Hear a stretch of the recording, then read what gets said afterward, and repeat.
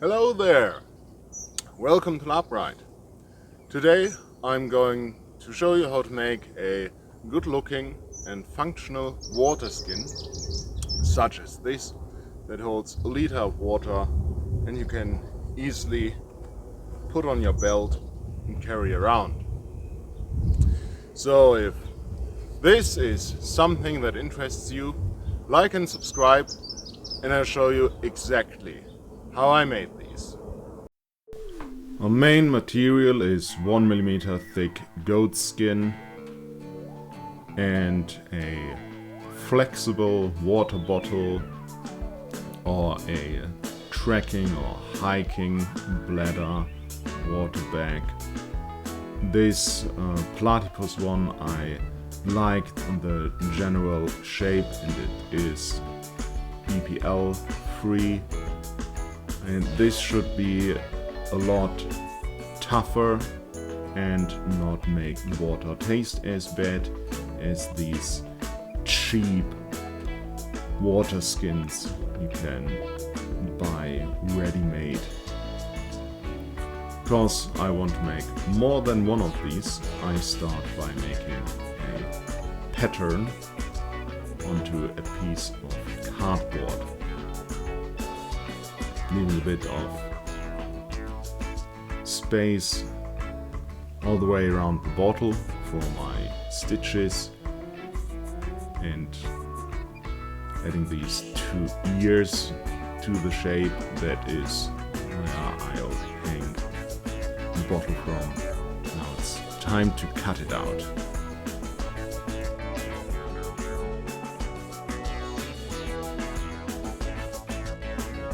Then I transfer the pattern onto the 1mm goat leather,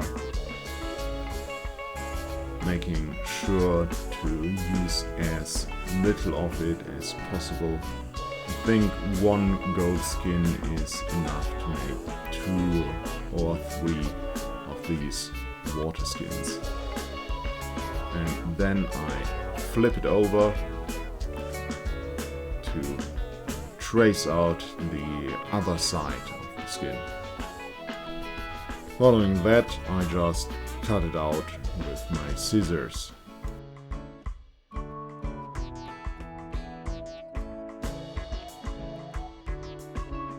I decided to glue these water bottles into the leather so they wouldn't move around, and for that I have to gently roughen up the surface of the bottles.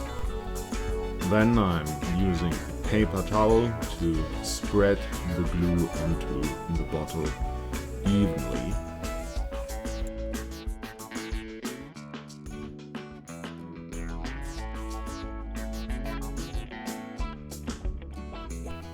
Put it into place, make sure you have enough room at any point for your seams. So don't do it like I do it on the video. Do it like I did it on the second bottle and leave enough room for your stitches, even at the very top. Then it's time to apply glue onto the other side. A bit of extra glue on the ears here, and then bring it all together as neat and tidy as you can, and press the 2 halves together firmly. That makes it also easier to sew this together. You could use 2 needles and do a saddle stitch, but I'm using my sewing awl here. I don't have to pre-punch any holes. With this I can just sew the 2 halves together without punching any holes, and a sewing awl is a bit faster to use than doing a saddle stitch with 2 needles. Also, you can see here why you should make sure to place that right in the first place. Well, yeah, just stitch together the seams, make sure not to stitch into the bottle itself, and this takes about an hour per bottle. So I won't show you all of it. I will doing most of this off screen, listening to some podcast or something. Once you are done stitching these two together, you should do some extra security for the neck, the mouthpiece of the bottle, so it stays in place and doesn't slip down into the leather bag. And for that I'm getting a bit of leather string here, and I put it into a bucket with warm water so it becomes more pliable, and once it dries it should stay in shape and become nice and tight. Now the stitched water bags, water skins, need a bit of trimming to make it nice and tidy. Then you can take your soaked leather string or just a bit of regular leather string or your waxed leather yarn and bind the top of the bottle nice and tight.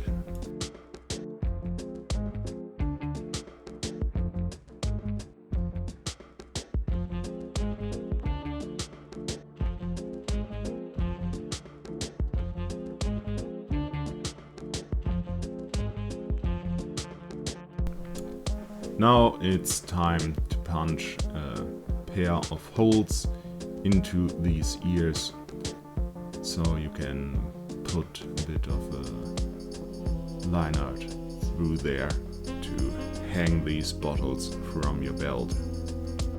I'm also getting a number of wooden toggles ready, because that is how the ranger likes to fasten his little bags and doodads to his belt.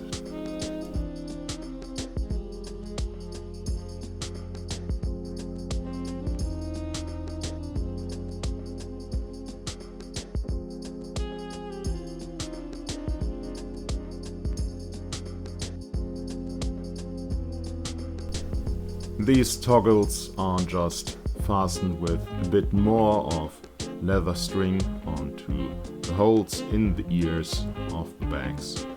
The one at the top make as short as possible, and the one on the bottom make fairly long, so the water skin hangs at an angle and the water doesn't constantly press onto the stopper, onto the opening of the bottle, so it will leak less.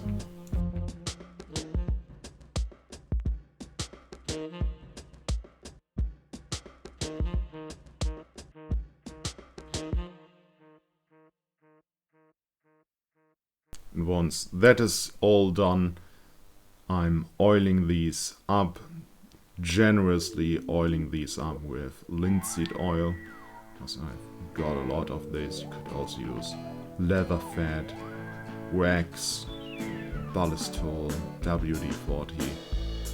This just makes the leather look a bit nicer. And also water repellent, which is a bonus when you're filling the bottles.